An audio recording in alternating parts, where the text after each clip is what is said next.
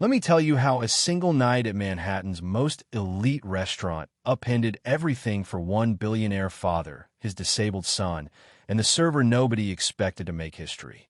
You ever watch a moment crackle so hard you could feel the rules of the room bend, maybe even snap? Yeah, that happened. I was there, or at least I remember it like I was, because the story has lived in my bones ever since.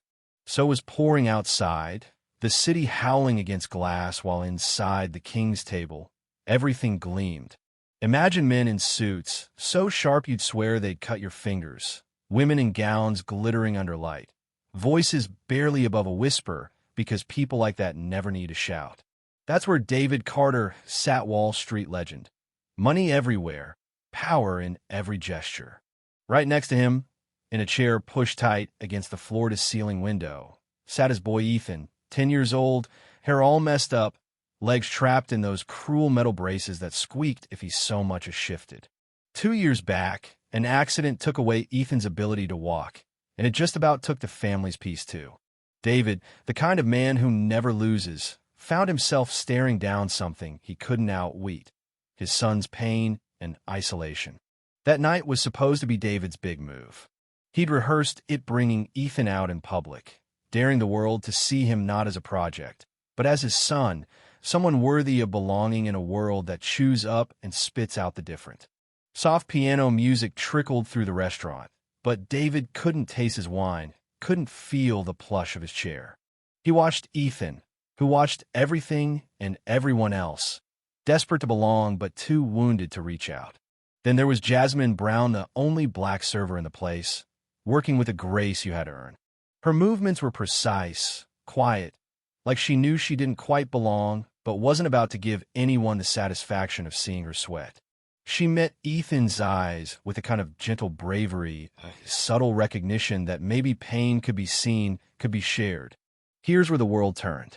The music changed, the softest waltz you ever heard. Ethan, voice barely above a whisper, asked, "Miss Jasmine, would you dance with me?" Dead silence.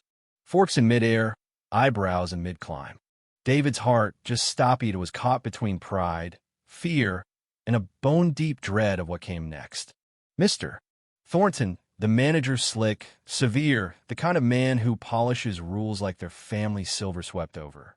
"Mr. Carter, please control your son. This is not a ballroom, and our staff is not here for entertainment." Every word was a dagger, aimed not just at Ethan, but at Jasmine, who knew one wrong move could cost her everything. But Ethan, little arm outstretched, didn't budge. Jasmine looked from him to Thornton, then to David, who felt every eye in the room drilling through his chest. You know what I mean? Like you can't breathe, can't win, can't even move.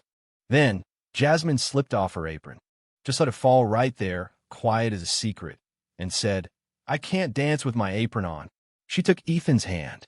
The room went rigid, people whispering ugly things, but Jasmine didn't flinch. She moved with him, letting his pace lead, every brace scrape echoing against the marble, loud and raw and perfect. In that moment, every invisible wall in that room, race, class, status, got a hairline fracture. You could feel the power shift. David remembered his late wife, Claire, dancing with Ethan back when laughter still came easy. "It's not perfection that makes magic," she'd said. "It's connection." Jasmine led Ethan through the waltz, her movements patient, proud, each step a rebellion. When the music faded, she bowed to him, not like a server to a rich kid, but like equals. "Thank you for asking me. It was my privilege." Thornton, face a storm cloud, made it clear Jasmine would be disciplined, probably fired. People muttered, rolled their eyes, predicted her ruin. But a few new patrons, young entrepreneurs, looked at her differently, admiration in their faces, the kind that means maybe the world's starting to wake up. Jasmine stood tall, meeting Thornton's gaze, unbowed, proud. And David stood too, for the first time in years, feeling like maybe he could be more than a bystander in his son's life. Just as Jasmine started to leave, David called out loud enough for everyone to hear, "Excuse me, ma'am, could you tell me your full name?" The room froze. Jasmine, with a tremor in her hand but steel in her eyes, said, "Jasmine Brown." David gave her his business cardone of those heavy, gold-embossed ones and said, "I want to see you tomorrow morning at Carter Tower." Next day, Jasmine shows up in her best discount dress, ignored by the sea of expensive suits. Linda Winters, Carter's assistant, meets her with a smirk, convinced Jasmine is out of her depth. But Jasmine, calm, unshakable, just asks, "Where would you say my place is in this tower?" Linda blinks, thrown off, and leads her upstairs. In Carter's office, David offers Jasmine a chance, a job, a way out, maybe charity. But Jasmine's having none of it. She lays her own business card on the table. Freedom moves community, dance first class is free. If you want Ethan to find real joy, bring him there. Not as a project, not as a patient, but as a kid. The choice is his, not yours. She leaves upright, proud. For the first time, David's power doesn't buy him control. A week later, David drives Ethan to the Bronx. The Freedom Move Center is the opposite of the King's Table old paint. Kids everywhere, laughter bouncing off the walls. Ethan wants to join, wants to try, and David, after a lifetime of fearing the judgment of his peers, finally lets go. Jasmine welcomes them with open arms. Zoe, her sister, stands guard. Dr. Mercer, a legend in rehabilitation, gives David the sharpest welcome of all. Funny how the Carter Foundation wouldn't fund our work. Maybe it's time to see what you missed. Inside, David watches Ethan ditch a brace and, to everyone's shock, take his first free step, cheered by kids who know what struggle is. Camera crews burst in. David bristles, thinks Jasmine set him up. But no, it's just the world wanting to see a miracle. David, for once, lets the spotlight shine on someone else. He pledges his foundation's support on one condition: Jasmine and her team run the show, not the Carter machine. Overnight, Freedom Moves goes from one humble room to a movement. Construction starts on a new center designed by the kids, led by Jasmine, Ethan as junior ambassador, David as student instead of boss.